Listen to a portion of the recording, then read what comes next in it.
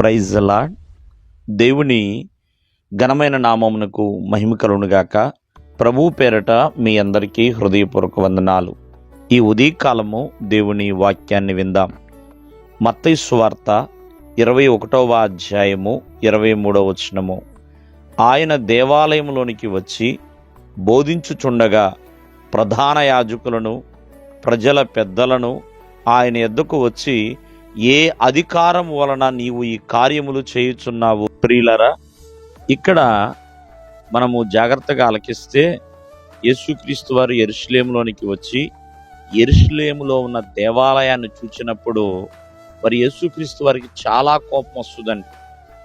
మరి దేవుని ఆలయం అంటే చక్కగా ఆరాధనకి నిలయం, ప్రార్థనకి ప్రత్యేకించబడిన స్థలం, ప్రభు యొక్క వాక్కులు వినడానికి దేవుడు ప్రియమైన వాళ్ళ ఏర్పాటు చేసుకున్న దేవుని మందిరం, సమస్త అన్ని జనులకు కూడా ప్రియమైన వాళ్ళరా అది ప్రార్థనా మందిరమే.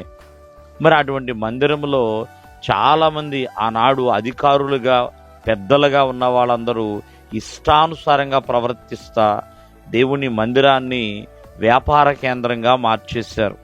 యేసుక్రీస్తు వారు రోషం కలిగిన దేవుడు కాబట్టి తను కలిగి ఉన్న అధికారాన్ని బట్టి మరి వారందరినీ కూడా వెళ్ళగొట్టేశాడండి.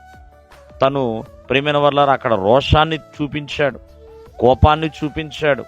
అంతేకాకుండా వారందరినీ కూడా గద్దించాడండి. నా మందిరాన్ని మీరు దొంగల గుహగా మారుస్తారా అని. అందుకనే వారందరినీ కూడా వెళ్ళగొట్టి తదుపరి ప్రియమైన వల్ల ఎంతోమంది కుంటివారు, ఎంతోమంది చూపు లేని వారు, ఎంతోమంది అనారోగ్యంతో బాధపడుతున్న వారు వస్తే వారిని స్వస్థపరిచారండి.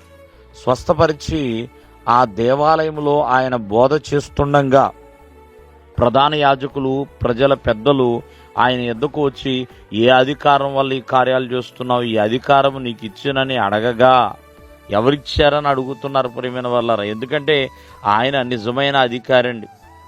ప్రియమైన వాళ్ళరా, ఈ రోజున దేవుని మందిరానికి అధికారి ఎవరైనా ఉన్నారంటే ఆ దేవాది దేవుడేనండి. ఆ దేవుని ఆలయంలో ఎవరూ పెత్తనము చేయటానికి వీలు లేనిగాక లేదండి. దేవుని ఆలయము దేవునిది. కావున ఒకసారి ఆలోచించండి, ఎంతోమంది దేవుని ఆలయంలో ఇష్టానుసారముగా అధికారములు పెత్తనములు చలాయిస్తూ ఉంటారు. ఎవరిచ్చారండి అధికారమును?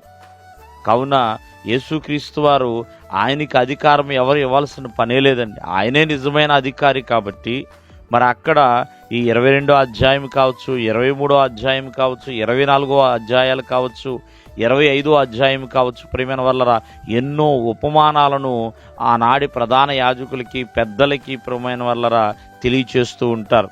కాబట్టి ఆయన నిజమైన అధికారి ప్రియమైన వల్లరా. కావున ప్రతి ఒక్కరూ కూడా ఆయన బలిష్టమైన అధికారం కిందకి రావలసిన వారమే. దేవుడు మిమ్మల్ని ఆశీర్వదించును గాక. ఆమేన్.